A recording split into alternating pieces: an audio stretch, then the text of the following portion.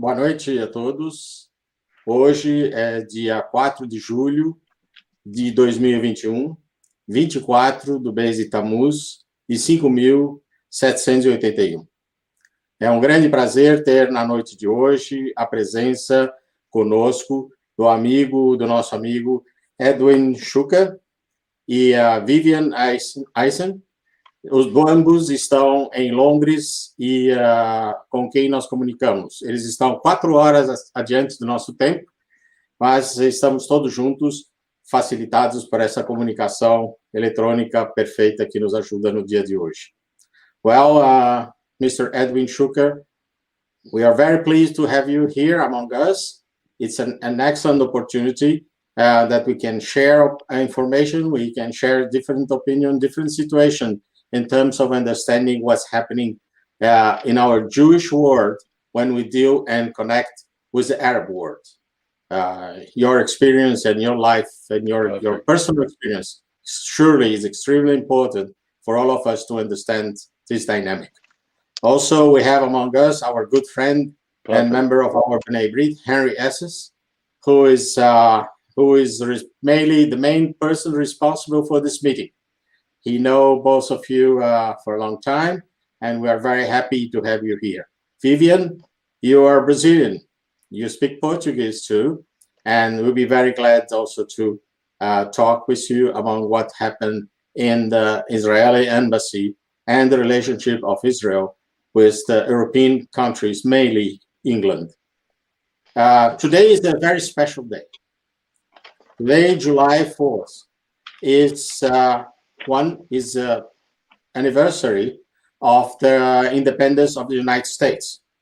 And also, it's a very important moment of our Jewish life when on July 3rd and July 4th, Israel sent very special 100 special commanders to Entebbe to save the life of more than 100 Jews that were hijacked by the terrorists in Entebbe, Uganda. So it's a very good time to remember this moment of our life, of Jewish life, and the heroism and the actions that we always have to take to save our own people. And also, one very important moment that Vivian helped us to understand, to remember, on July 3rd, 1904, one of our key members of the birth of the State of Israel, Theodor Herzl, passed away. So we have 2 days, 3 and 4 of July, very important day to remember in our whole history.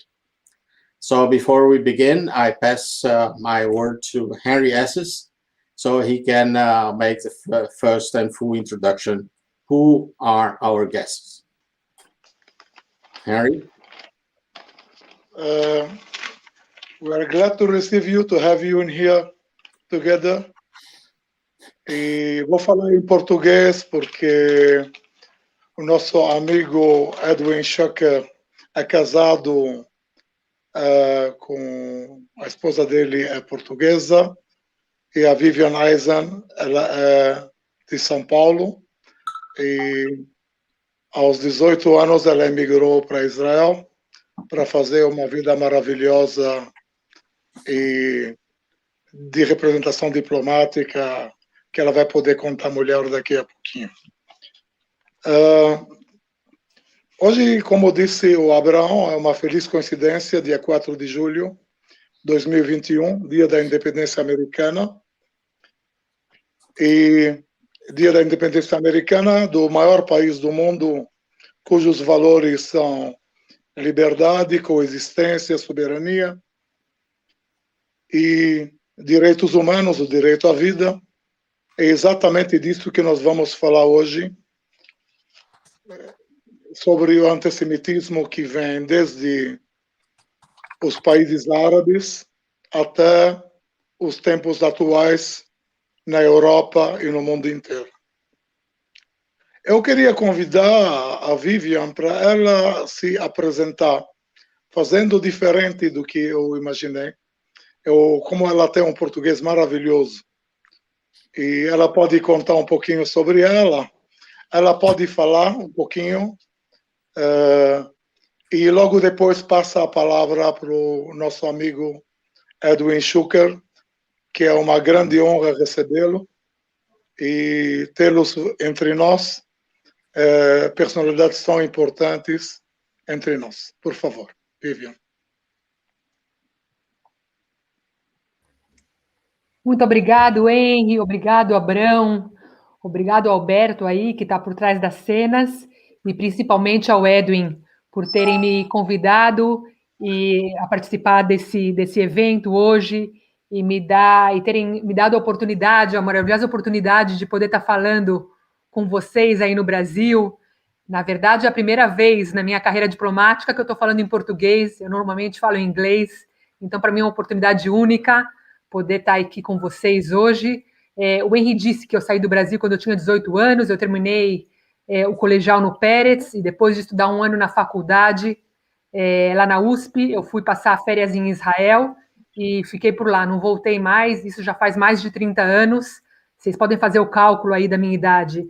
E eu me juntei ao Ministério de Relações Exteriores faz mais de 25 anos, e desde então eu estou viajando pelo mundo. Eu estou aqui na Inglaterra já faz 3 anos, é a segunda vez que eu venho para a Inglaterra. Eu estive também no Cazaquistão, no Chile e em Bruxelas. E, na verdade, agora em agosto eu estou terminando essa missão e eu estou voltando agora para Israel. Depois eu vou contar mais um pouquinho para vocês o que eu faço aqui na Inglaterra.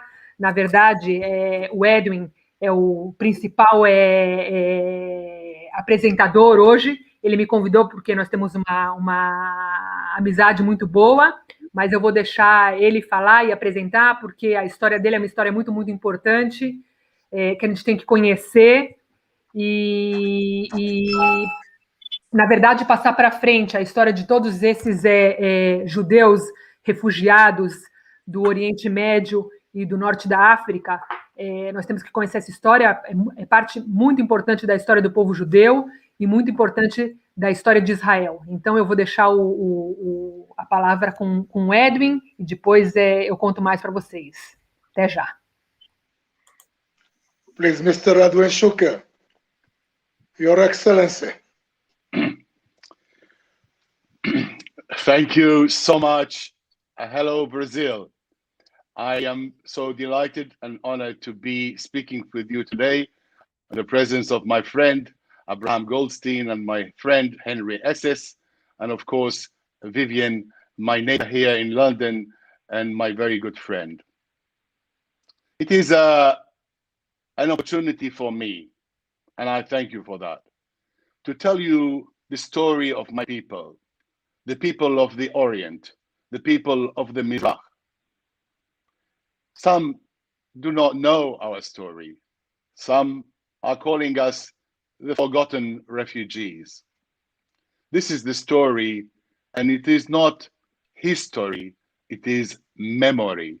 And that is why I feel the responsibility to say it myself, because I am eyewitness.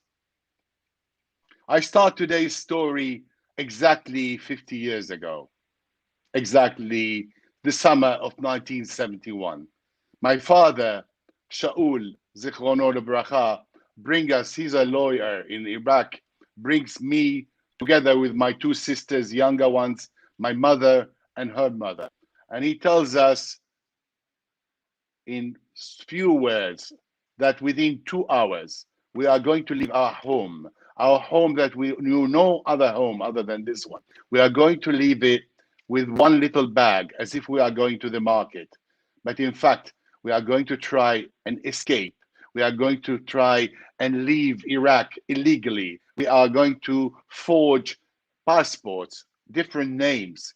It is like a Hollywood film, but it was not a film. It was something that I was 16 years old, my sister 14, the other one was 11. It was a harrowing story. My father tells us throughout this whole trip, 2 days, 3 days, no matter how it takes, you are not to speak in front of people, because when you speak, you will speak Judeo-Arabic, and they will know that you are Jews. You will not call each other by name, because we have different names, because we did not want to leave with Jewish names. And so you are just going to be silent until you are spoken to. And it please God, if God is merciful, we will make the trip and I will give you a new life. And I apologize now already for what I'm going to put you through, but we have no choice. How can this be? How can a lawyer risk the lives of his children and his wife and her mother and try and escape from one of the cruelest men in the history of the second half of the 20th century, Saddam Hussein? I have to give you back into when I was born and to give you the story in context. I was born in 1955. When I grew up, life was very good. The first half of it, the first 8 years, was like paradise.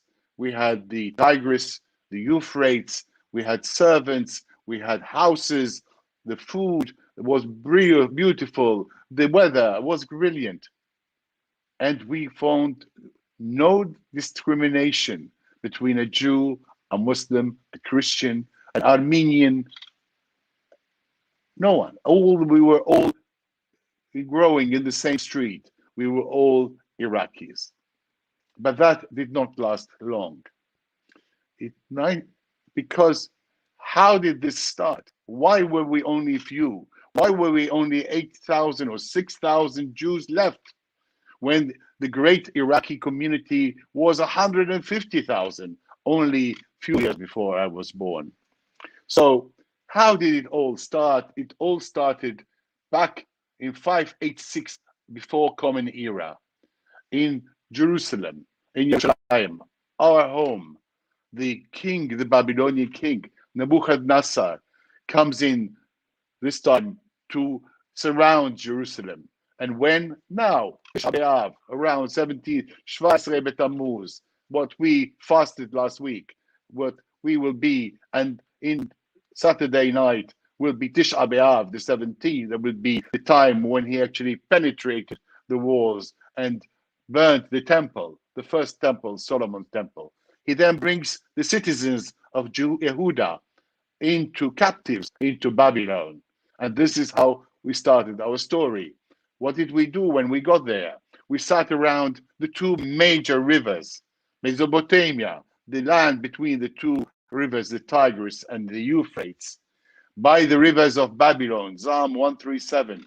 By the rivers of Babylon, there we sat and we wept. We wept for what? We wept for Zion. We were the first Zionists. We cried to go home 2,607 years ago.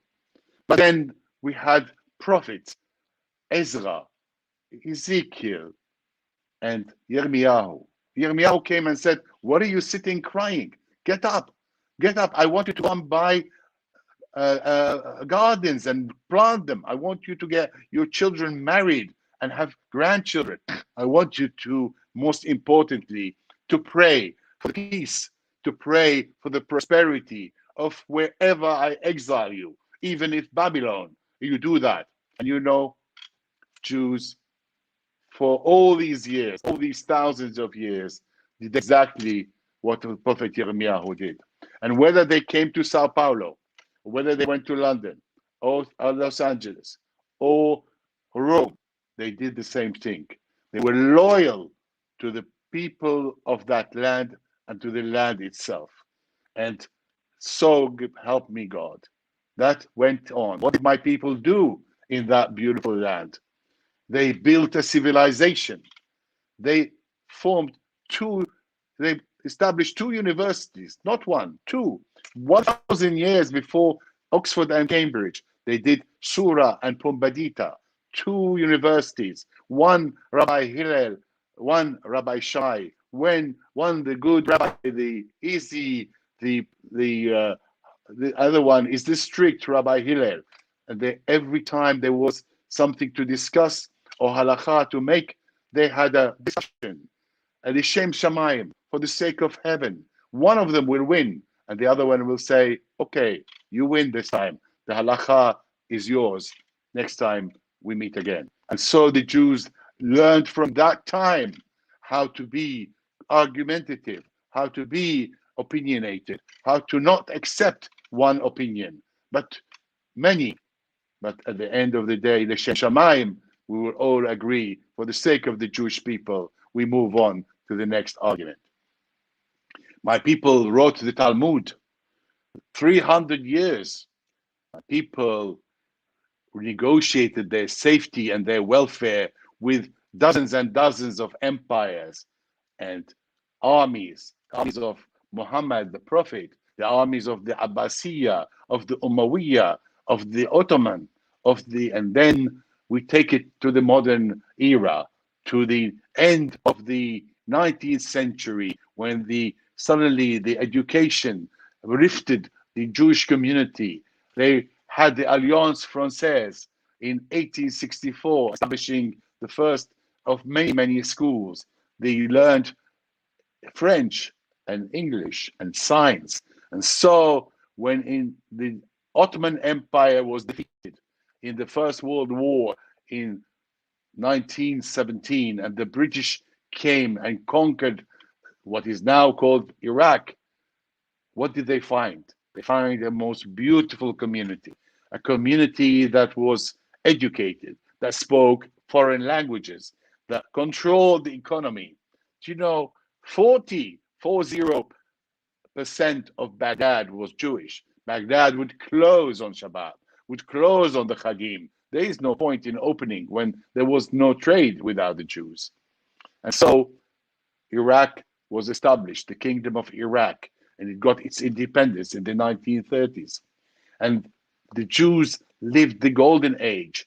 They were now builders of a new country in literature, in music, in commerce, in law, everywhere. They were the civil servants. They controlled the trains, the post office, the botanical gardens, working closely with the British, but making a country one of the finest country in the Middle East. And of course, it helps. The oil in Iraq flows like water.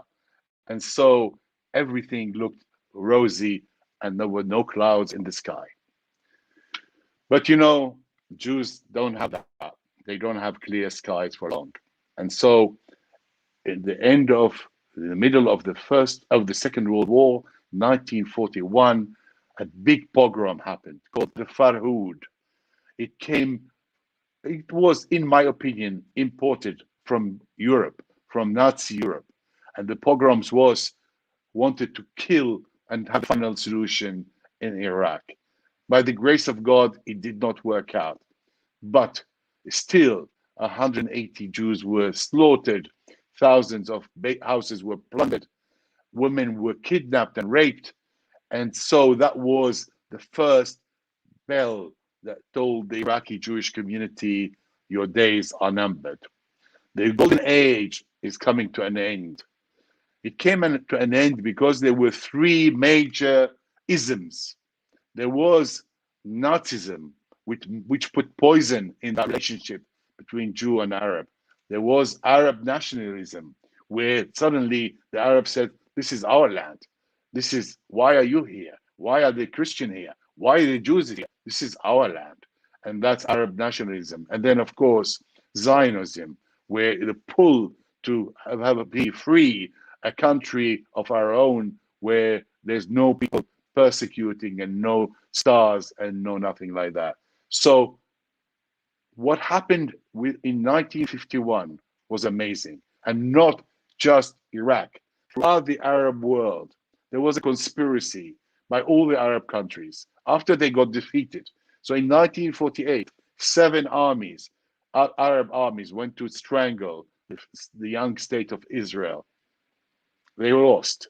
When they lost, they went back to home. When they went back home, they were humiliated and they had to take it on to something. And so together with the people of the land, looked up and says, right, we were not defeated. It was because of the Jews here. They were spies. They told the enemy their loyalty somewhere else. And after 2,600 years, and after being there 1,200 before the Arabs, suddenly the Jew was a spy, was a fifth column. And in 1951, a major displacement of Jews from all the Arab countries. There were 856,000 Jews in the Arab world at the time. Now there's maybe 3,500 out of that. They should have been millions. But they were ethnically cleansed, mostly over 90% in 1950-51, and the rest were after 1967 war. The rest were completely cleared and ethnically cleansed. And now we look at a bare place where Jewish life is no longer viable. So after the big aliyah, the big migration, I was then born, as I said, in 1951. And for the first 8 years, life was good. And then again, a military coup in 1963. And what happens? The guy says, okay, every Jew, child, mother, old people, young people, come with your Iraqi identity card to this one building in the sun, in the heat of Baghdad. And we queued there day after day until our turn came. And what they did was to take our Iraqi identity card. And this is what they gave us instead. This is me and my two sisters. They gave us this. This is my parents' ID card, yellow ID card. From then on, we were marked people. From 1963, we could not travel. We did not have passports. We could not sell our own property. We could not rent. We could not take our own money from the bank, only $100 a month. And in 67, the war, life became like hell. Suddenly, the light was shined on us. This is the Jew. This is the one, the spy that defeated us in 1948. Be careful. He's going to do it again. And of course, they lost again. And of course, the Jew had to pay the price. And in 1968, the Ba'ath Party and Saddam Hussein came to power. And in January 27, 1969, we wake up in the morning to go to school, me and my two sisters, and dressed. My father was going to work. And suddenly the announcement came, there's no school today. There's no offices, no banks. Holiday, enjoy, rejoice. And at 9 o'clock, we will tell you why. We switched on the radio at 9 o'clock, and the announcement said, today, the great Iraqi people, big celebration. We had arrested a spy ring. They all confessed. We had a trial. They all were found guilty and sentenced to death. And this morning, Iraqi people, 14 of them were hanged in the prison. But the great news is we are going to take their bodies and hang them in the public square of Baghdad, in Sahd al-Tahrir, in Basra. And out of those 14, the names started showing. And 10 were Jews. And every name that came, we all screamed. And my mum tore her hair as she hear one person after the other, people we know, parents of our friends, kids, 17, 18 years old, were taken from their homes. Their parents never said goodbye to them. They found them next, hanging in the public square. And you know what happened? The great Iraqi people danced under these bodies and threw sweets. And we were watching it all day long on live TV. And so life resembled death. And so of 50 people during this year and a half were taken, some from streets disappearing, some were tortured to death, and some were hanged. And so we come to August 1971, where we started my story 50 years ago, with my father. Now you understand why he had to do what he had to do. And so we began the journey to escape.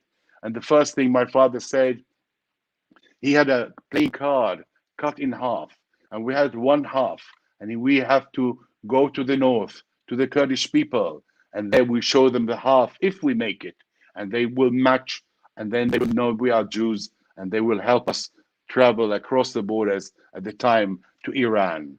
And so, but we don't know the route. My father only knows one thing at a time. So he knows he has to be at the train station. So he goes to the train station, and we stand there, 5, 6 of us, and we don't talk. And then suddenly a young person comes and he said, "Uncle, the weather in Mosul in North Iraq is so good. You must go there. And my father gets a ticket on the train, and we go to Mosul. And we get to Mosul, and the people says, taxi, taxi. And my father said, no. And one of them says, yes, you want my taxi. And we understand this is the signal. And we go with him. And eventually, this is a long story, but we eventually, through checkpoint after checkpoint, we make it. And we make it through the Kurdish people. And they helped us to escape. And person who drove us in total darkness. And a couple of times, the lorry that took us slipped and we saw death. But by the grace of God, the lorry did not go to the valley. It stopped and we were taken out one by one until we steadied the lorry. And then finally, the driver tells us, you are here, go. Your people will come and pick you up. I have to go home. And then he takes my hand and he looks at me in the eye and he said, my name is Masoud Barazani. I am the son of Mullah Mustafa. I want you to promise me that every time you tell the story of the escape of the Jewish people, you tell also who gave you, who helped you, the Kurdish people. And I've always kept my word, including today. Anyway, we arrived now to London, to the United Kingdom, refugees with nothing, just the clothes we have on, and ask for asylum. And we are granted asylum. And we start like every Jew has ever done when he arrives. My father starts looking for work. And my father, the lawyer, finds a job. And the job is to pack T-shirts in the East End of London. And my father did this 6 days a week. On Sunday, he would get up at 5 o'clock in the morning. But he worked so hard and he sent me to university. I did. I worked also very hard. And I sent my son to Cambridge University. And when in one generation, we went to see my son graduating from the finest university in the country, of course, you can see my tears now as I looked around and I said, to the prophet Yirmiyahu, we have done you proud. We have prayed for the peace and the prosperity of wherever we went. And you know what? The Jew always rebuilt his life. And so we started a new phase of life in the United Kingdom. And we had everything. We rebuilt our lives. We had the opportunity. We made money. We became leaders. And as my friend Henry, I became vice president of the European Jewish Congress. And only this month, at the beginning of June, I finished my role as vice president of British Jewry, the board of deputies of all British Jewry, the first Arabic speaking, the first migrant who reaches that thing. And so the circle finishes now. But there was something missing. I missed home. I missed my roots. I missed the place where my grandfather is buried. I missed my school.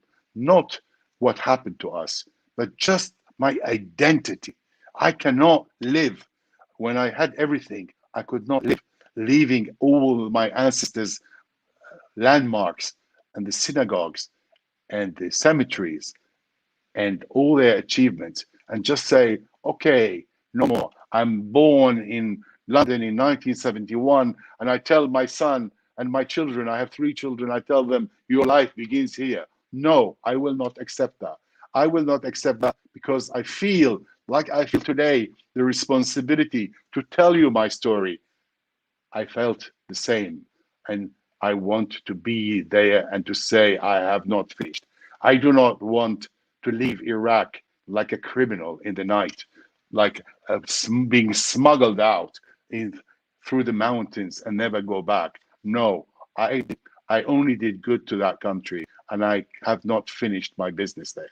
And so 2003, when Saddam Hussein's regime falls and the Americans go there, Edwin Shuker gets the first opportunity in September 2003. And he goes there and he goes to see the cemetery and the house and the prophets. And he spent Rosh Hashanah in 2003 with them. It was, in my opinion, the last Rosh Hashanah, Seder Rosh Hashanah with a minyan. After so many thousands of years, that was the last one. After 2003, people were taken, the people that left, the few people went to Israel, went to smuggled out, to private jet, Jewish agency took them. And so today we look at Iraq, and there are today only 4 Jews left in Iraq. 1 woman, 3 men, but the men are not very functional, and therefore we are seeing within the next few years, 2, 3, the very end of this chapter, the chapter of the exile. But I say something else, and with this I will end my talk. I say, you know, that chapter finished, but there is a new chapter, maybe. And so I go in 2015 and actually buy a house in Iraq. And I say to the Iraqi people, I'm here. I'm the Jew. I've always been here. I'm the one who brought blessing, the same blessings that we brought to Brazil and to Europe and to America. I did, and I'm not running away. And I'm here to honor my ancestors and my. It is crazy, it is mad, but this is all I am. I feel this is my responsibility.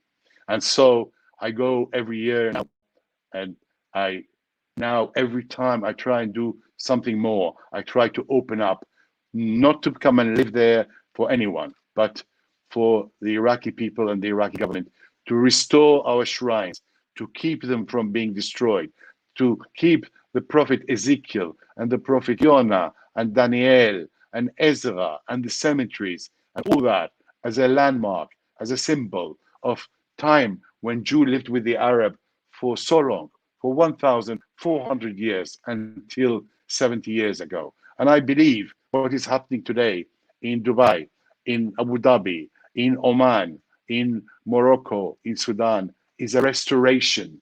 This is not a new peace accord. This is not a Abrahamic accord. This was always the case even when I grew up. This is the restoration to what it was. And for the first time in 70 years or 75 years, the Israeli and the Jew and the Arab are sitting there, the sons of Abraham. And who knows, maybe it will last, maybe it will not. But I, Edwin Shuker, tell you today, I will try my best. And so the surprise announcement is that I am leaving Europe after 50 years. I'm leaving Europe for 2 reasons. One, as I told you, there was anti-Semitism in Iraq in the Farhud in 1951, anti-Semitism in January 1969, and when we escaped to Europe and when we escaped to Great Britain, we thought we are free forever. But as you know, in the Haggadah, it says, "V'kol dor v'dor," in every generation, there is somebody who wants to kill the Jews. And so I am becoming vice president of the board of deputies, and I want to rejoice and be happy. No, yet we have to meet anti-Semitism again in Europe, again with Jeremy Corbyn, with the Labour Party. So we managed to defeat that while I was part of the team. But you know, then you have Gaza, and then you have apartheid, and then you have rabbis being hit in the street, and then you hear about what's happening in America and what's happening in the rest of Europe. You think, my God, are we to live that again? And so I now, after 50 years of being in Europe, I go back to the East. I go back, will be based between Dubai and Abu Dhabi and Bahrain and Kurdistan and Iraq and of course my home in Jerusalem, and see whether I could, while I became the last eyewitness of what happened, we can tell, because you know what, my children will not be able to tell the same story as I'm telling you. Thank you very much. I'll be very happy to answer questions after my friend Vivian speak, I think. Thank you.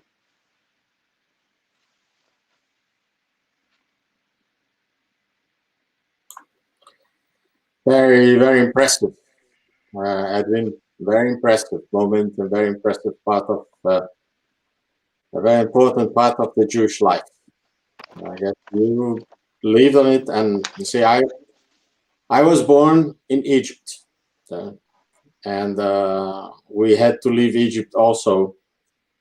And not such difficult situations as you and your family, your father, had to do. But somehow we had to leave. We had to go. After having my family living there for tens of years.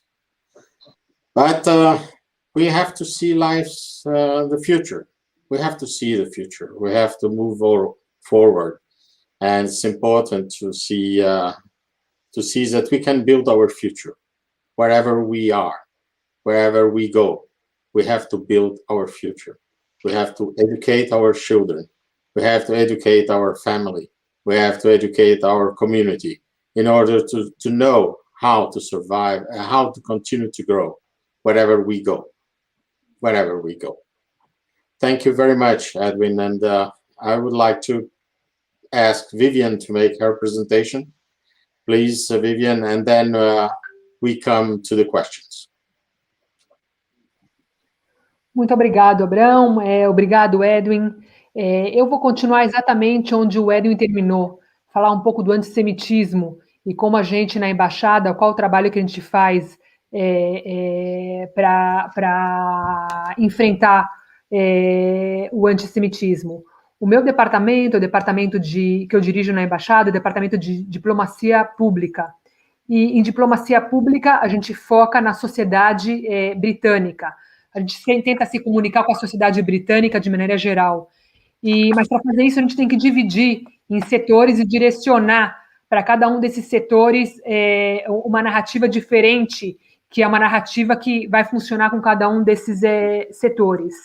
E hoje em dia, aqui na Inglaterra, aqui na Grã-Bretanha, um dos grandes problemas é a narrativa que tomou conta das ruas, não só em Londres, mas em toda a Grã-Bretanha. E essa narrativa é uma narrativa que diz que o sionismo é, na verdade, o imperialismo europeu, faz parte da ideologia imperialista europeia, que os judeus eles são brancos europeus que chegaram no Oriente Médio, que chegaram na Palestina para matar os indígenas que viviam lá, para colonizar a Palestina, e então são todos aqui antisionistas. E nós vemos isso de uma maneira um pouco diferente. Tem judeus hoje em dia aqui na Inglaterra que realmente culpam Israel pelo antissemitismo que existe aqui.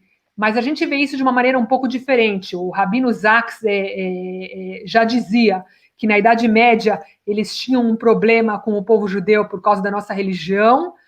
Há 80, 90 anos atrás, o problema era por causa da nossa raça, e hoje em dia o problema é por causa do nosso Estado. Então, o antissemitismo ele mudou durante os anos, como os anos foram se passando, o antissemitismo mudou de forma, mas ele ainda é um antissemitismo. E a gente não acredita que Israel seja culpado do antissemitismo na Europa, ou na Grã-Bretanha, ou onde for. É só uma outra expressão de um ódio muito antigo, que existe há muitos e muitos anos. E uma das maneiras da gente lutar contra essa narrativa, que é uma narrativa progressista, que vê, como eu disse, os judeus como um povo privilegiado, né? Nós somos os brancos privilegiados que vieram matar os indígenas na Palestina, na verdade, provar que os judeus não são brancos, nem todos os judeus são brancos, e contar a história dos judeus mizrahim, os judeus orientais, que hoje em dia, se a gente levar em conta a população de Israel, a população judaica de Israel, mais de 50% dos judeus que vivem em Israel, eles são descendentes, ou eles vieram de países do Oriente Médio e do Norte da África, ou eles são descendentes de pessoas, de judeus que vieram do Norte da África e do Oriente Médio. Então, não dá para dizer que o sionismo é uma ideologia imperialista de judeus brancos que vieram matar os indígenas. A gente tenta provar que os judeus viviam no Oriente Médio já por milênios, né? Não é de agora que os judeus vivem no Oriente Médio. E a outra questão, que também é uma questão mais política, é a questão dos refugiados, porque os palestinos dizem que quando Israel recebeu a independência, 700 mil palestinos, entre 700 mil e 750 mil palestinos, tiveram que fugir de Israel, nessa luta que teve entre Israel e os exércitos dos países árabes. E essa é uma narrativa, e até hoje os palestinos dizem que eles, na verdade, para aceitarem um acordo de paz com Israel, Israel vai ter que, de alguma maneira, aceitar esses refugiados de volta. Esses 700 mil, 750 mil se tornaram 5 milhões, e os palestinos dizem que eles querem que Israel aceite esses 5 milhões de palestinos dentro do Estado de Israel, né? E, na verdade, esse seria o fim do nosso Estado judaico. Hoje em dia nós somos 9 milhões em Israel, desses 9 milhões, quase 2 milhões são árabes, com mais 5 milhões vocês podem fazer as contas e ver que rapidamente o Estado judaico, o Estado de Israel deixaria de ser um Estado judaico, é o único Estado judaico que existe no mundo e a gente quer preservá-lo como Estado judaico. Então, por conta disso, nós também dizemos que, na verdade, são 850 mil judeus que foram expulsos ou que fugiram dos países árabes e do norte da África, depois do estabelecimento do Estado de Israel, depois da partilha na ONU, né, da aceitação da partilha da Palestina na ONU em 1947. Então, isso é um pouco para... A gente, durante anos, Israel não mencionou esses judeus, porque esses judeus chegaram em Israel. Israel era um país, na época, que estava tentando se construir, mas esses judeus foram absorvidos e não ficaram como refugiados, que foi o que aconteceu com os palestinos que foram para o Líbano ou para o Egito, né, para Gaza, ou foram para a Jordânia, para a Cisjordânia, né, que hoje em dia fazem parte da Cisjordânia, que ficaram nesses campos de refugiados, e essa situação no próprio Líbano, e essa situação de refugiado, esse status de refugiado, ficou permanente para eles e para os filhos deles, eles não foram absorvidos por esses países árabes. Então, essa é uma maneira de Israel poder negociar no futuro algum tipo de solução que seja uma solução de indenizar esses palestinos que tiveram que fugir de Israel, ao mesmo tempo que os judeus que tiveram que fugir dos países árabes e deixaram lá propriedades privadas e propriedades da comunidade, né, todas as sinagogas, os cemitérios, que, por sinal, a maior parte foram todos destruídos, também têm que ser indenizados por esses países árabes. A gente luta aqui na Grã-Bretanha todos os dias pela legitimidade do Estado de Israel, a gente luta pela existência, lutar pelo direito do Estado de Israel existir aqui na Grã-Bretanha, e a gente tenta um pouco normalizar o diálogo com respeito a Israel, porque a gente acha também que nós temos que nos definir como país, a gente não vai deixar que o conflito nos defina. Então, os eventos que a gente faz e as atividades que a gente faz não são sempre ao redor de temas políticos, a gente tenta apresentar Israel em todos os seus aspectos. Israel tem muito para oferecer, né? As pessoas aqui, os progressistas, têm muita crítica sobre Israel e não veem que Israel, na verdade, é um dos países mais progressistas do mundo. Israel é uma força do bem, no mundo. Israel não só a tecnologia israelense, os avanços médicos que servem para o mundo inteiro e que encorajam a todos nós e que são uma fonte de orgulho não só para os israelenses, mas para todos os judeus do mundo. Israel é muito progressista nos seus valores, né? Uma democracia muito, muito viva, onde a igualdade de direitos para todos é um valor muito importante. human rights, né, os direitos humanos em Israel, todos esses valores são muito importantes, e a gente tenta mostrar esses outros aspectos de Israel para que as pessoas conheçam melhor e que não associem Israel na ideia deles sempre com o problema palestino ou com guerras, ou é um pouco normalizar o diálogo com respeito a Israel. Eu acho que eu vou parar por aqui, e se tiver perguntas vai ser mais fácil para a gente responder, assim a gente cria um diálogo, não fica tão cansativo para vocês. É isso. Obrigado, Vivian. Eu acho que realmente é um trabalho bastante amplo e bastante árduo em lidar com todas essas diferentes narrativas que a gente encontra, tanto no mundo judaico como fora do mundo judaico. E como você citou há pouco, o mundo judaico também traz desafios para nós mesmos. Mas temos que trabalhar nisso, não há dúvida. E isso tem que mudar. I would like to address, we have a few questions here that came from the people who are attending this very interesting talk and conversation talk. We prefer to call conversation, it's not just an event where you are speakers. No, we are friends. We are here among friends. And we want to, it's an opportunity to talk among friends. One question here is that Israel signed several years ago a peace agreement with Egypt. Later on, a peace agreement with Jordan. But we feel that those are not really peace agreements. They are not war agreements. And then last year, last couple of years, we came with this Abraham Accord that involve other countries. And we see movements coming from other countries too. Morocco is the last one. So I got an email recently saying that the first Morocco airplane landed formally in the state of Israel. It was received as a normal visitor, as a very friend visitor.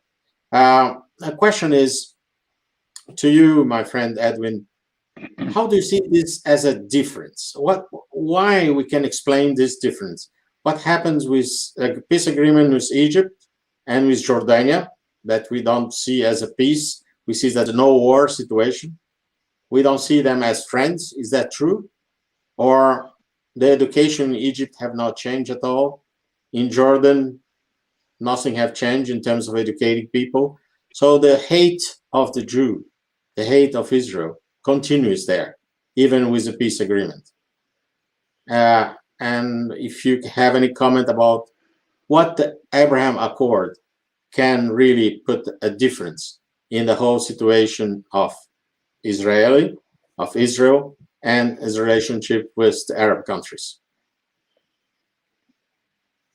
Okay, first of all, I want to tell you my very last trip before we got closed down was to Alexandria in Egypt.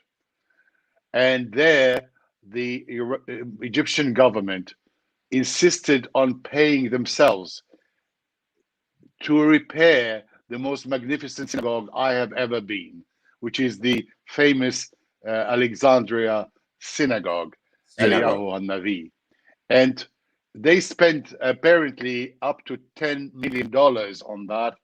We were then taken to the cemeteries of Alexandria and of Cairo, where genuine ways of clearing it all up, tidying it all up, and putting the history. There were Arabs, Muslims who are in charge, who have the history and study. There were doctors who taking care of it.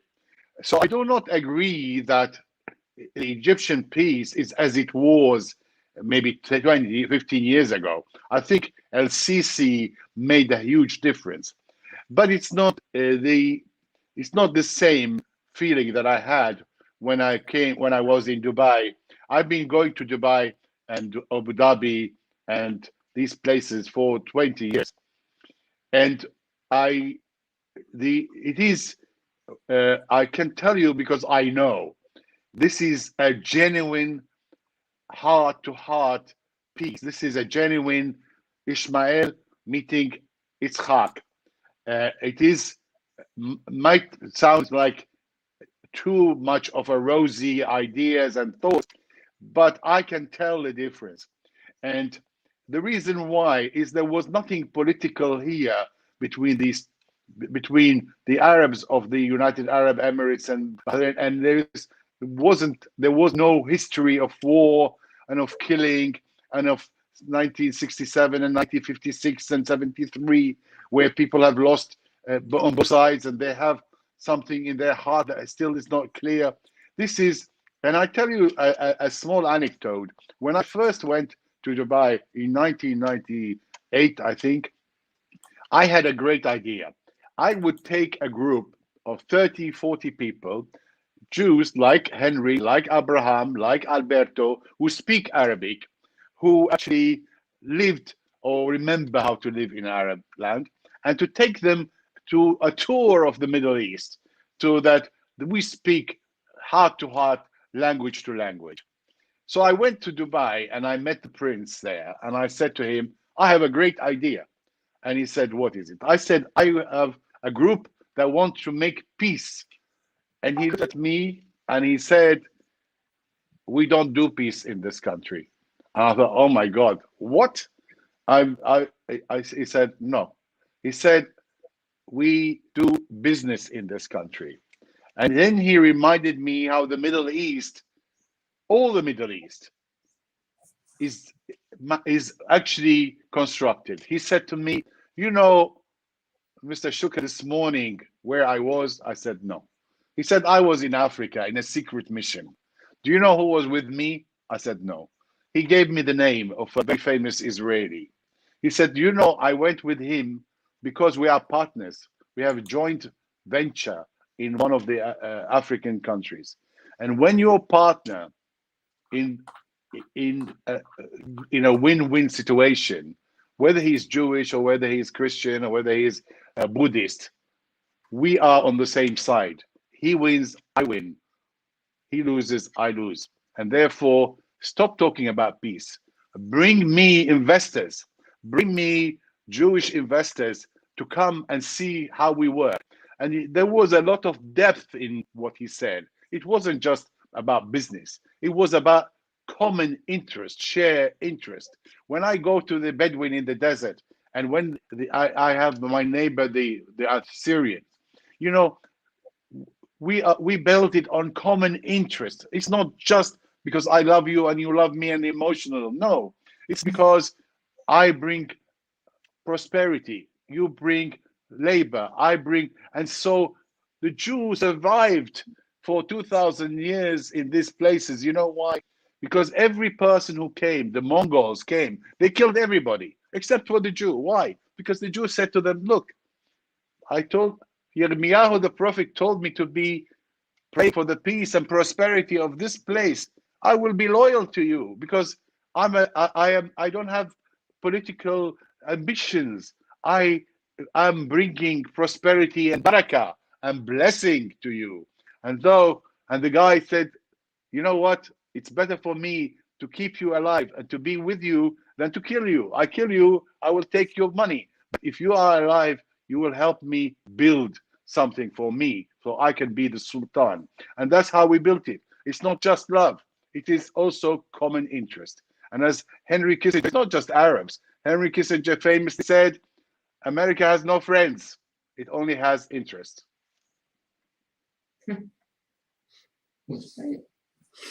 Yeah, we have another question here. I believe it's very in line with what you just said, Edwin. Question came from Sergio Zilberstein, which is our Benevolent member from Porto Alegre.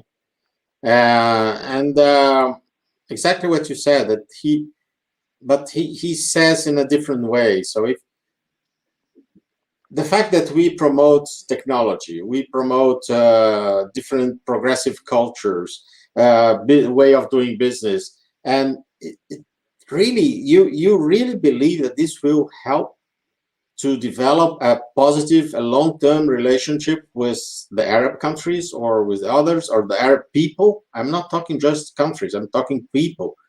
Because when you share interests, interests sometimes they work, sometimes they don't work. Business sometimes fail, sometimes doesn't work very well, or doesn't achieve the target that you were planning. So someone will be considered guilty if it doesn't work.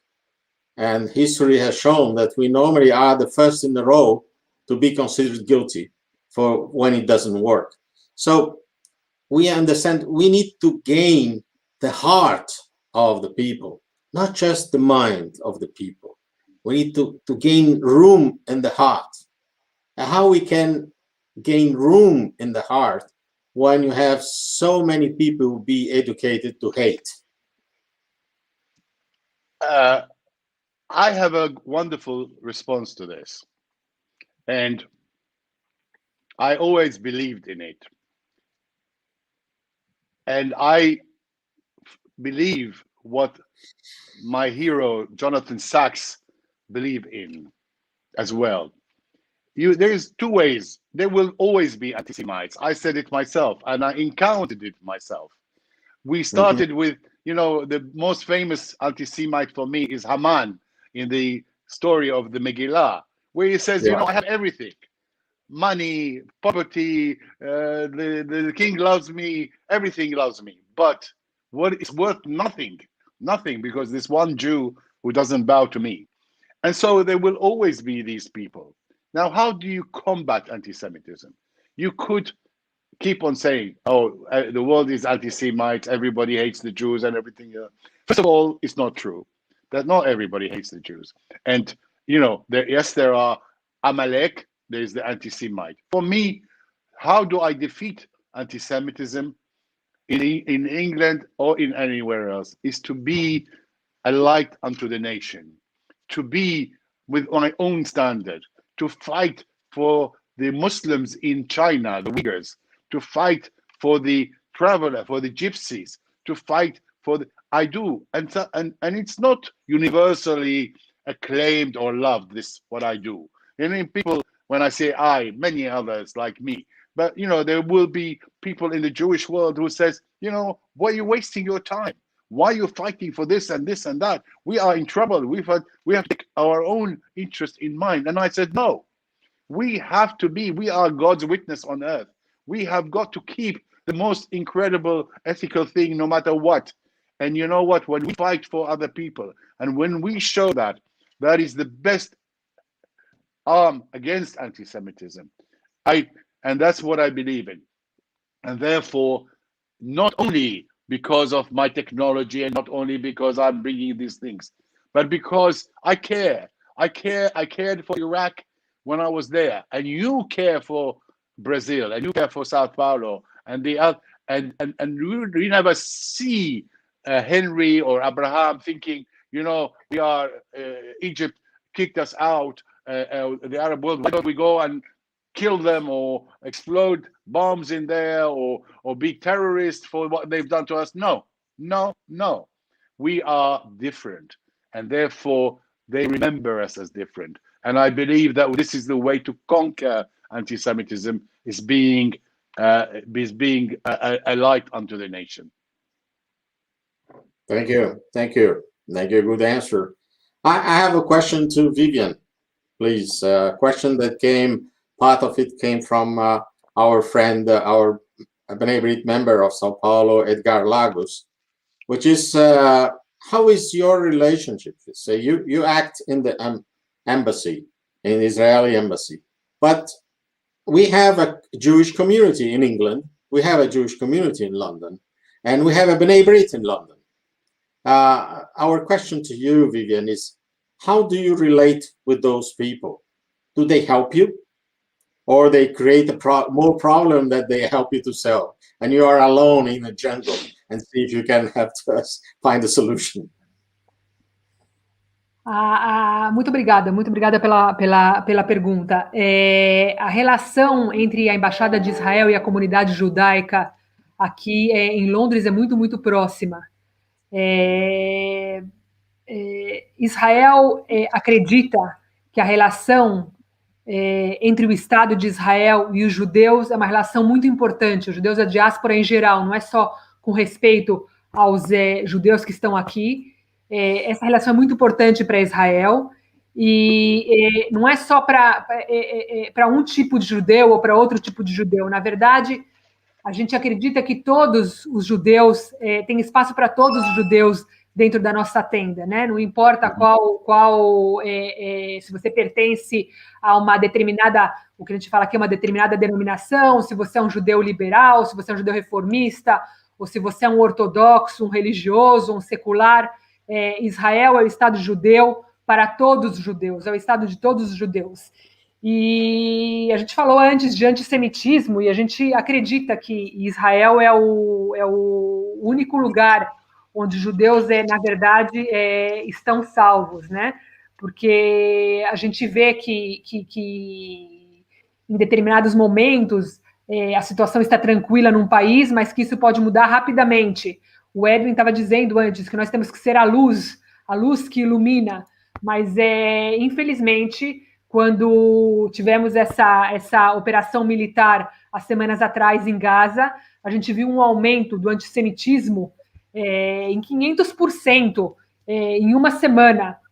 E o Edwin estava dizendo antes, eu luto pelos direitos dos uigures na China, né? Mas a gente não viu, infelizmente, muitas pessoas aqui lutando pelo direito dos judeus aqui na Inglaterra, né? Muitos judeus sentiram que nas ruas de Londres tinham comboios de islamistas, eu chamo isso de islamistas, não são palestinos, são islamistas que gritaram nas ruas, matem os judeus, estuprem suas filhas. E a gente não viu uma reação, eu acho, não sei, o Edwin pode ter outra opinião, mas eu falo, não, obviamente não do governo, porque o governo reagiu de maneira muito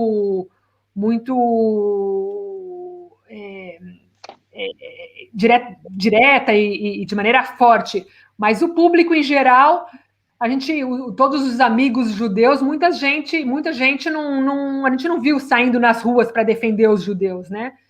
Então isso entristece um pouco. Dentro da comunidade judaica tem setores dentro da comunidade que são muito críticos das políticas do Estado de Israel, e na verdade o que a gente tenta explicar que a gente espera que esses judeus se identifiquem com o Estado de Israel, independente do governo, porque hoje tem um governo X, amanhã tem um governo Y, e nós aqui na Embaixada representamos, com certeza, o governo de Israel, mas também nós representamos o Estado de Israel, ou seja, todos aqueles que também não votaram por esse governo, né? Estamos todos representados através da Embaixada de Israel. E criticismo a políticas de governo existe dentro de Israel também. A gente pode dizer que talvez 40%, 50% da população também não está satisfeita com este ou com aquele governo. No final, o governo atual é um governo de coalizão, o anterior também era um governo de coalizão. Então, isso vai mudando. Mas a gente espera que os judeus se sintam parte do Estado de Israel, se identifiquem com o Estado de Israel, indiferentemente de quem esteja no governo nesse momento. E essa relação é muito importante e a gente espera fortalecer sempre. Então, a gente se comunica com esses que são extremamente sionistas e são pró-Israel, que é a maioria, mas a gente tem uma comunicação também, obviamente, com esses que são mais críticos de Israel. Mm-hmm. Okay. I have here a question that came also from Sergio Zilberstein that can be addressed to both of you, Edwin and Vivian. We see more and more activities at the universities of England that they propose and they support anti-Semitic actions. They support the BDS. They support actions that are really against the existence of not just the Jewish people in England, but the Jewish people around the world. My question is, why this is happening? How can we explain? How can we explain with all the efforts that we make, all the contribution that we give to the world, all the contribution is in scientists or whatever you want, why this is coming back? How can we explain that after some 70 plus years of the Holocaust, in Europe mainly, we can see that coming back in Europe and strongly in England? I will leave this to difficult question to Vivian, but I want to say something that I think that the United Kingdom or European universities, I have a lot of hope, and I am not as pessimistic as I am with the American universities. And the reason why is very simple. The more they are talking about BDS, the more our Jewish young people are learning to survive, are fighting to do hasbara, are trying different things, are going to Israel and learn how to answer and how to respond. But the problem in American universities are the people who are doing the BDS and doing this boycott are Jews. And that is a catastrophe, that there is a generation today in the United States that has been driven far from Israel for whatever reason, ideological, lack of education, lack of bringing up properly or explanation. That is a disaster. I don't mind if there are BDS in universities, because I know my young people have been educated today in the United Kingdom. 70% of Jewish kids go to Jewish schools, and the figure is rising. And it's never been like that, ever.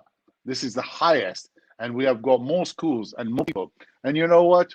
Let the enemies of peace, let the enemies of humanity come and shout and do their ugly head. But when the Jewish kids themselves do the boycott and themselves do the not allowing the Israelis to speak and all that, that's when I get really worried. Vivian? Eu discordo do Edwin, eu preciso dizer, porque eu acho que aqui na Inglaterra também tem, aqui na Grã-Bretanha também tem hoje em dia, dentro da juventude judaica, jovens que acreditam que nós temos que boicotar Israel para pressionar Israel a mudar suas políticas.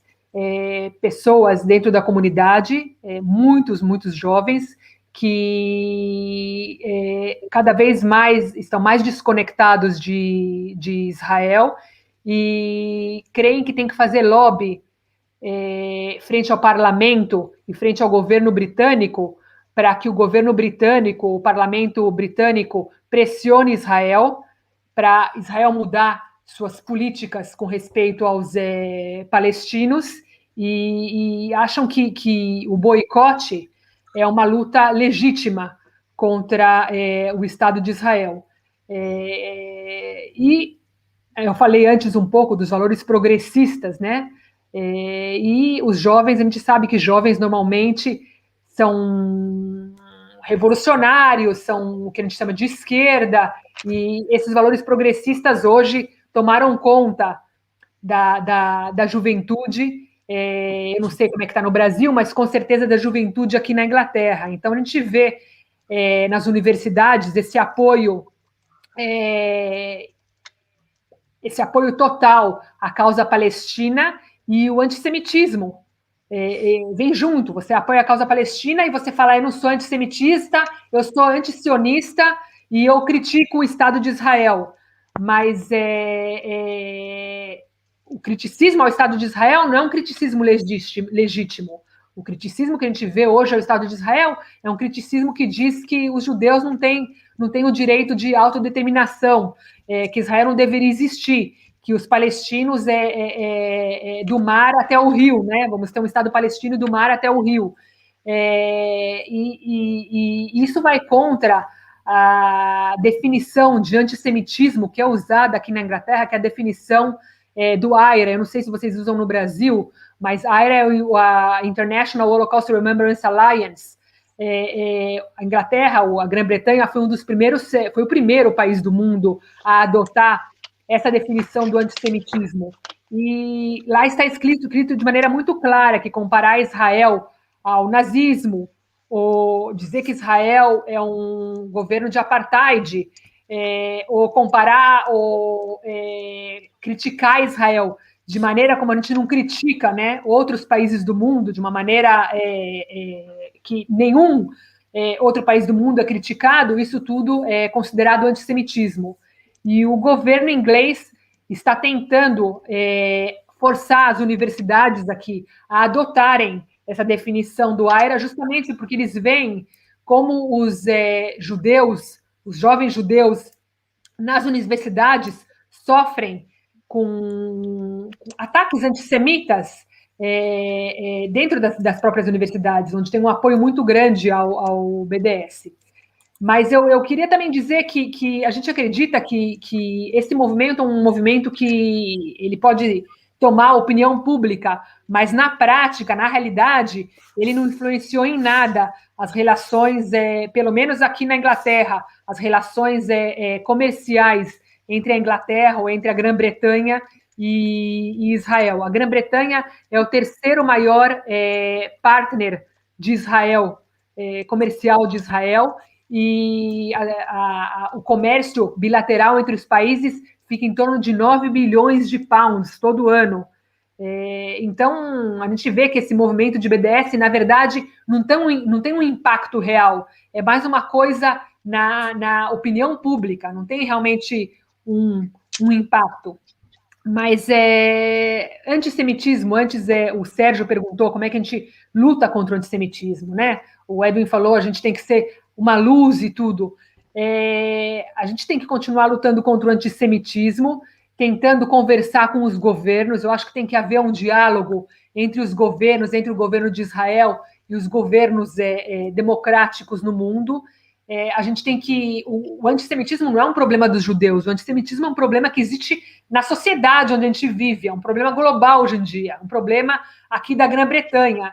E quem tem que lidar com esse problema é o governo, né? O governo aqui da Grã-Bretanha. Então, tem que haver essa conversa entre os governos, isso tem que ser uma luta dentro do país. As pessoas que são antissemitas têm que ser condenadas, têm que ser penalizadas, tem que ter um esforço da polícia com respeito a isso. Essa é a única maneira de lutar contra o antissemitismo, falar sobre isso, falar de maneira aberta,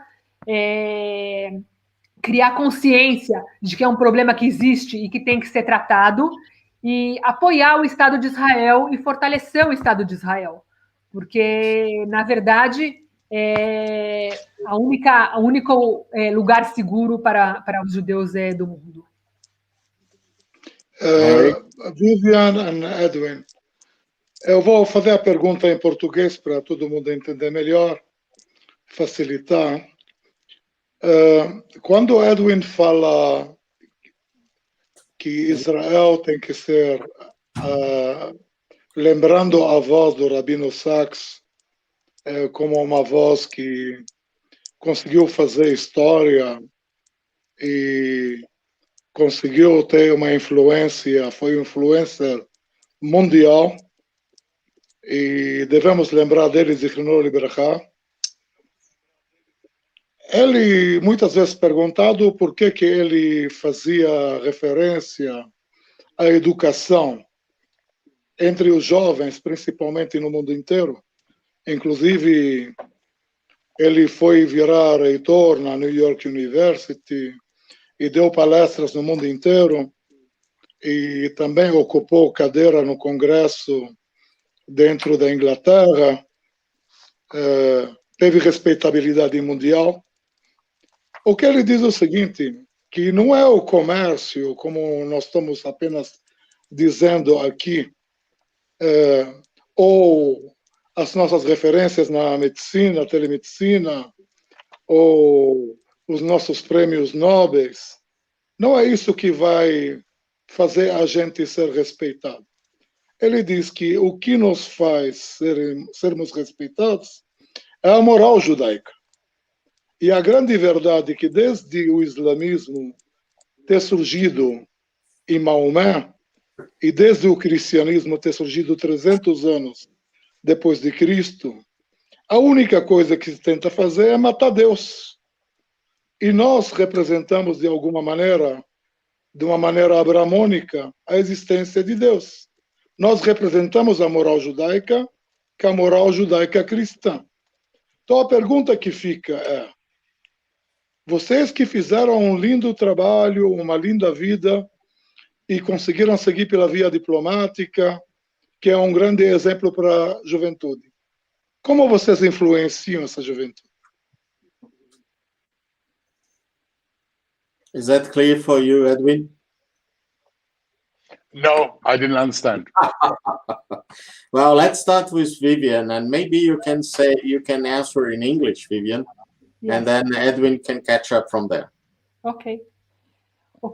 O valor mais importante no judaísmo é o valor de tikkun olam, que a gente traduz para o português como consertar o mundo, ou curar o mundo, né? O que significa que, na verdade, a gente acredita que os judeus são responsáveis não somente pelo próprio bem-estar, mas eles são responsáveis pelo bem-estar do mundo inteiro. E a moral judaica é uma coisa muito, muito importante. Mas a gente viu que, com toda a moral judaica, essa moral e o fato de nós queremos ser uma luz neste mundo, isso não ajudou na época do Holocausto, e isso não permitiu que os judeus que moravam no Oriente Médio, nos países árabes ou nos países do norte da África, não fossem expulsos. Então, a gente tenta mostrar que Israel também, o valor de tikkun olam em Israel é um valor muito importante. E a gente mostra como, por exemplo, Israel oferece ajuda a outros países do mundo. Uma dos departamentos mais importantes dentro do Ministério de Relações Exteriores é um departamento que se chama Mashav, que é a agência israelense de cooperação internacional. E a gente faz lá no Mashav um trabalho muito importante de ajuda aos outros países, mas não é ajuda doando dinheiro, ou doando prédio, ou doando comida. É ajuda onde a gente tenta, na verdade, compartilhar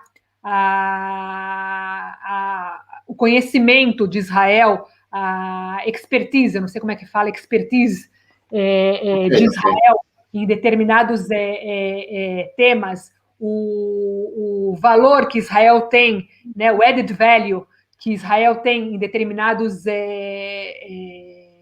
fields, em determinados campos, a gente tenta compartilhar com países que estão em processo de desenvolvimento. Então, a gente tem vários projetos na África, nós temos projetos em toda a América Latina, temos projetos na Ásia, e também quando algum país está em algum tipo de crise, de emergência, Israel é logo sempre o primeiro que se oferece a ajudar. Agora mesmo, lá em Miami, com aquele prédio que caiu, até os Estados Unidos, né, às vezes precisa de ajuda com as tecnologias que Israel oferece. Então, a gente está lá sempre com delegações, tentando ajudar e tentando apoiar quem precisa. Então, esse valor de tikkun olam, que é um valor judaico, é um valor muito importante em Israel também. E a gente tenta mostrar para os jovens, principalmente para os jovens progressistas judeus, de que Israel também é um país que é um país moral, né? Porque o que eles dizem é que se os palestinos estão nessa situação, então é porque Israel é imoral ou amoral. Não, esses valores são importantes para Israel, mas para solucionar o problema palestino, nós temos que ter um partner. E isso ainda não existe, infelizmente. A gente espera que com os acordos de Abraão, as cartas, né, ao redor da mesa, nesse jogo de cartas, as cartas mudem um pouco. De repente, entram mais jogadores na nossa mesa e o jogo muda um pouco. Mas neste momento, a gente não tem realmente um partner para com quem fazer a paz, e não dá para fazer paz sozinho, né? A gente tem em Gaza um grupo terrorista que quer eliminar o Estado de Israel, que não reconhece o Estado de Israel, e na Cisjordânia, um governo que é um governo falido, que não pode permitir que hajam eleições, porque se houverem eleições, o Hamas vai tomar, e o Fatah sabe disso. E então nós realmente não temos um partner com quem negociar. E a gente espera que as coisas mudem no Oriente Médio com esses acordos que nós assinamos. Mas, entretanto, a gente tenta mostrar que o valor a moral judaica é uma coisa muito importante em Israel. Edwin, it was about how we convince the youngsters about the Jewish moral and make them understand that, in fact, we are moral people, or the Jewish moral is an important value for us. I would add one more comment. I want to add one. I would like to add only one thing.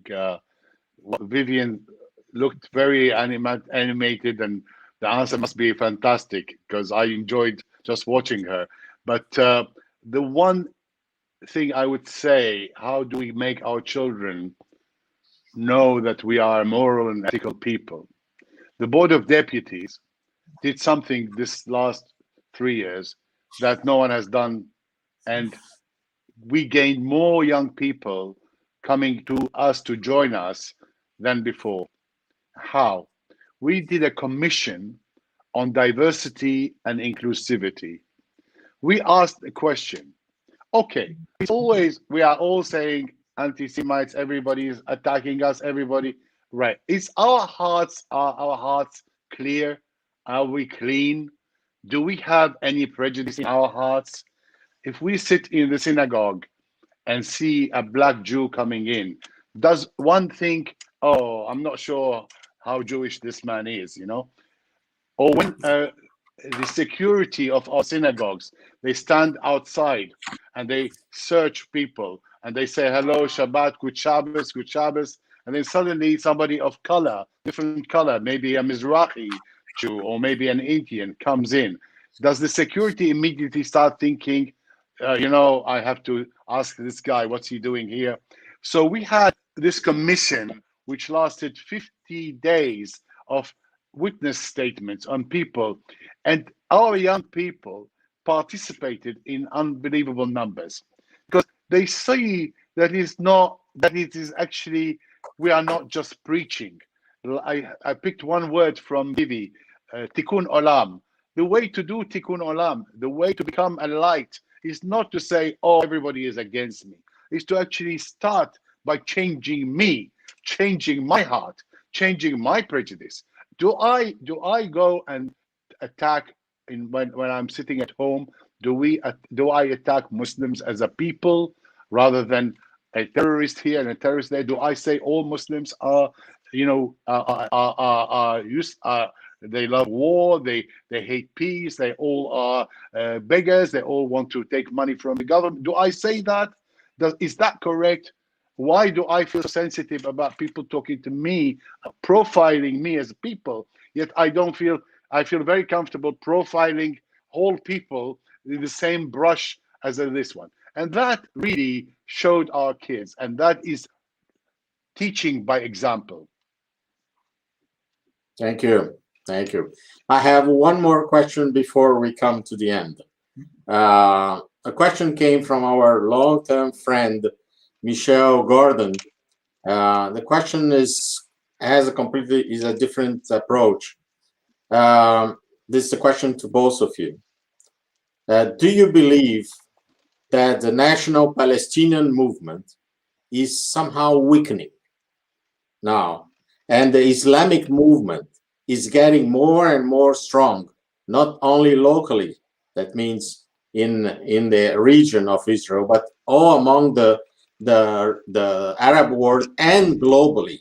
So the risk today, or the problem today, is not the Palestinian movement, but really the Islamic movement that is becoming more and more global. We see it all over the place. We see in Brazil, as we see in London, and we see in New York, and we see in Miami. We see everywhere growing.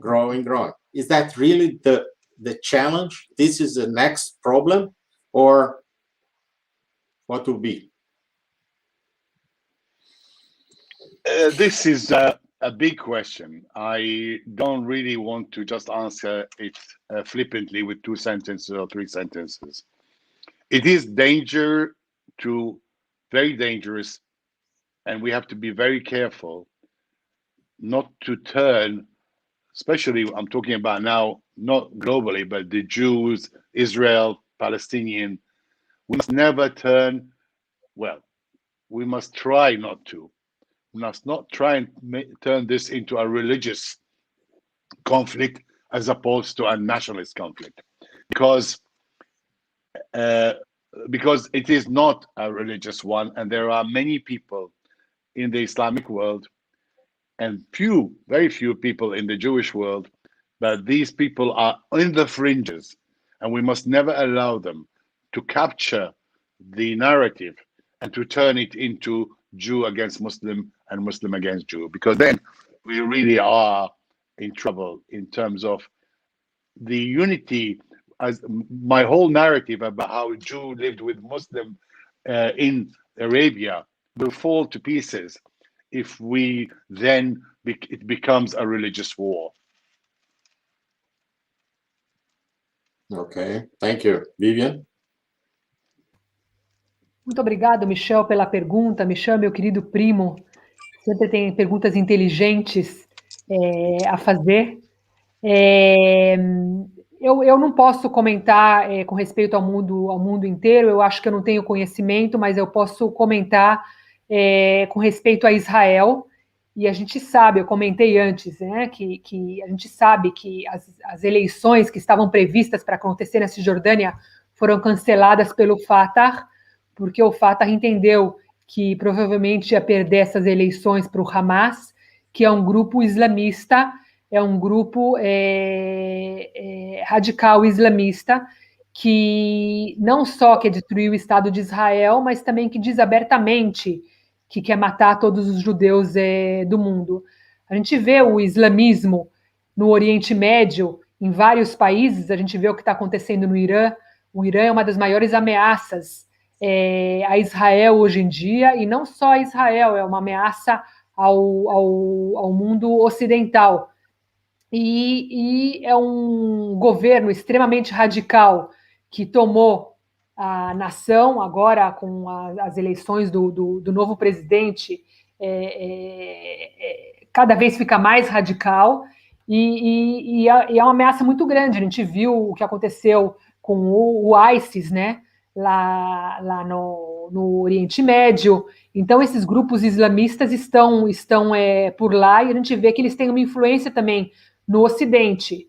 Eu, semana passada, estava conversando com amigos muçulmanos moderados que eu tenho aqui na Inglaterra, e eles estão muito preocupados com o que está acontecendo aqui na Inglaterra, e eles dizem que, com o passar dos anos, existe obviamente, um programa inteiro aqui na Grã-Bretanha para combater esse islamismo, esse radicalismo dentro da comunidade muçulmana, mas que eles acham que esse programa não está funcionando, e eles veem que esse radicalismo está, na verdade, crescendo dentro da Inglaterra.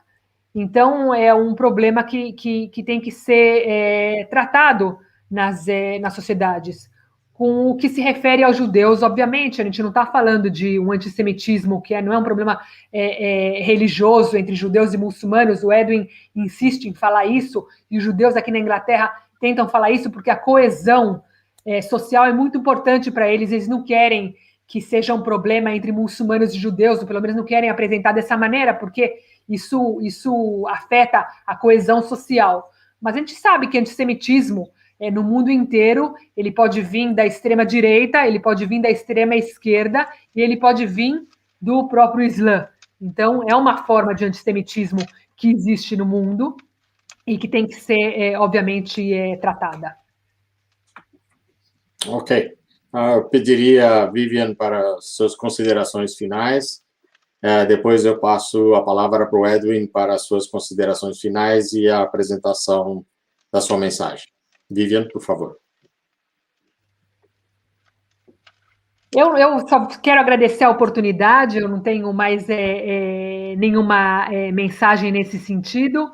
Agradeço a vocês, foi um prazer estar aqui com vocês. Espero que me convidem de novo, me deram a oportunidade de falar com muitos dos meus amigos, que eu não vi há muitos anos, imagino que eles estejam me vendo.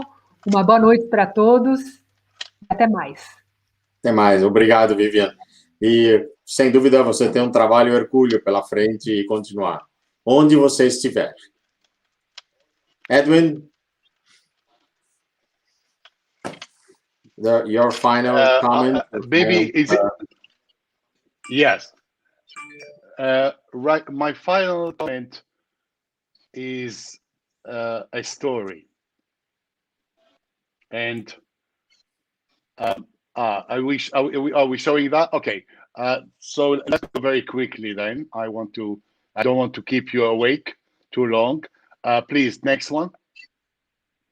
This is my last visit in 2019. So just before COVID. This is the one synagogue left in the whole of Iraq, which is functioning as a synagogue. Of course, there are no people. As I told you, there's only 4 people in total. But you see it's a beautiful synagogue. Next. This is the same synagogue from upstairs. And this is the synagogue next. This is the synagogue that I grew up with. By coincidence, I was a child. I was okay, next. This is the one big cemetery left in Iraq. Show me the picture. Yeah, next. Next. See, it's relatively well kept, but because of the weather, the tombs now don't have names, but we have a way of finding out who is who, but we need to work on it to actually put the names again. Next. Babylon. This is where it all started, 2,607 years ago, and I was lucky to be in the very same place.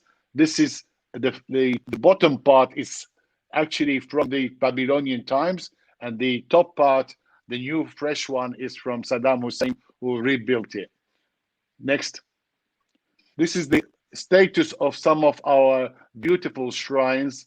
This is a very famous Gaon called Sheikh Ishaq, but you can see now it's like a rubbish tip. Next. Next. Next. This is the Prophet Yonah, and this is Daesh destroying his tomb when they first arrived to Nineveh. People who know the Talmud know where Nineveh is, one of the greatest cities ever. Next. And this is me visiting and seeing it still not done. The Prophet Yonah is still destroyed like this, but there are many people who are trying to find a solution, and we presented a solution which is not just build another mosque, but to have the Prophet Yonah being the symbol of diversity and inclusivity of all religions, because in Islam it is the Nabi Yunus, and in Christianity is Jonah, and it would be a wonderful place to do that. Next. This is Ezekiel, our favorite prophet. He is very close to Babel, and at the moment that's all that is left from his magnificent place. The rest is become one big mosque, and this is the only dome that is inside the mosque now, one small room, but at least the Hebrew letters next. You'll see the Hebrew letters are still there. They kept it, but we are trying and fighting so that at least we have a special entrance to the prophets rather than just making them mosques. Next. Next. This is outside. This is a beautiful Mosul synagogue, which the Daesh, ISIS, used it as headquarters. They didn't know it was a synagogue. And when they left and were bombed, everybody discovered the synagogue, which is the famous Sun synagogue, which no Jews has been there for 70 something years. And because of Daesh and kicking them out, we discovered the synagogue. Next. This is next. This is the synagogue from up. You can see it's actually still in good condition architecturally. Next. Without a roof, but it's okay. Next. Next. Okay, this is what is called Iraqi Jewish Archives.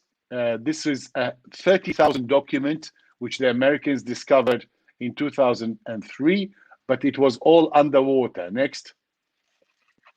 Next. This is in National Archives of America. It is this 30,000 were underwater. The Americans took them all into Texas. About 10% of it had to be buried and thrown away, and the other 90% became digitized and actually preserved for history. But the danger is the Americans now insist on taking the actual physical exhibits back to Iraq. Crazy, totally crazy. But you can hear more about it. It's called Iraqi Jewish Archives. Next. This is the, I showed you the identity card that we have with. Next. This is what my story, when I went to see that exhibition, in the National Archives of Washington, D.C., they came with 32 items out of the 27,000 items saved. And when we were there, she was telling us, this is the oldest Torah, this is the oldest Talmud, and then she said, this is personal items. And we asked, what is personal items?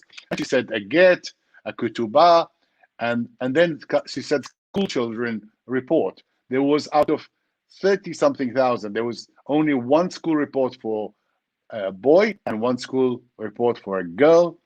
And if you look carefully, the one that was saved, this one, is actually mine, Edwin Shuker. I actually was in that exhibition and I discovered that mine, and I could not believe my eyes. And I asked her, why is this young boy, who is the only certificate that survived so well, and you're putting it in the exhibition? And she said, oh, because we are very good in preserving writing, but not in preserving pictures. And this little boy picture was perfect because everything else was in water, except this boy whose picture was floating. And you know, I looked at her and I said, but this boy is me, and this certificate is mine. She could not believe it. She could not. So we fell on each other and we started crying. And then the group came and I had to say something. And I said, God, give me the words to describe how I feel to see my certificate after so many years being preserved and in front of me. So this is what I said, and this is what I want to finish with today. So I said, this is not a school certificate. This is an identity. This young boy, has left his identity in his house, and he ran away from his house back 50 years ago. And then Saddam Hussein came and took everything, including the certificate, and he took it to the cellar of the intelligence building. And there, the Americans came after 30-something years and bombed the place, and the place was flooded with water, and so did the certificate. And then the Americans came and took everything to Texas and preserved it and put it back. And today, and I'm telling you as well, today, this little boy comes to face his identity again. He looks at his identity and he said, don't worry, I made it. I made it good. But this is my identity. And I carried on and I said, don't you ever write the Jewish people off. The Jewish people could be in the ovens, in the gas chambers, underwater, in fire, but they will always be there. They will always, because they are the witnesses of history and the witnesses of truth. And with that, I would like to end, but just give me the last sentence, please, Alberto, that Lord Sachs says, which is, this is the Shrine of Nahum. It's a wonderful story, but not for today. We tired you today with so many stories. This is a magnificent rebirth of the prophet Nahum. Just give me the last sentence. And I read it for you and together with you. And it says, I believe that I'm a character in our people's story, with my own chapter to write, and so are we all. To be a Jew is to see yourself as part of that story, to make it live in our time, and to do your best to hand it on to those who will come after us. Zichrono lebracha, Lord Rabbi Jonathan Sachs. Thank you very much for having me. God bless you. God bless Brazil.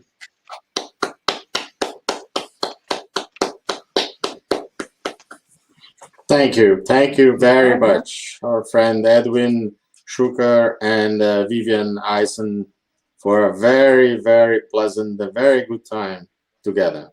Our Jewish history is something that we have to be proud of it. Every single place, every single moment. And as you said, Edwin, we have to learn how to change ourselves every single day, in order to be better, and help the world to be better to everyone. Tikkun Olam is our mission, with a lot of tzedakah. But this is what we have to do. It's part of our values, and it's part of B'nai Brit values too. We are all together in the same boat. Thank you very much. Shalom. Boa noite, obrigada. Glad to be here. It was a pleasure. Obrigado a todos. Obrigado a todos. Obrigado a todos que participaram. Obrigado a todos que contribuíram. Obrigado. Realmente um momento muito bonito para todos nós. Thank you very Vamos much. repetir bastante coisa.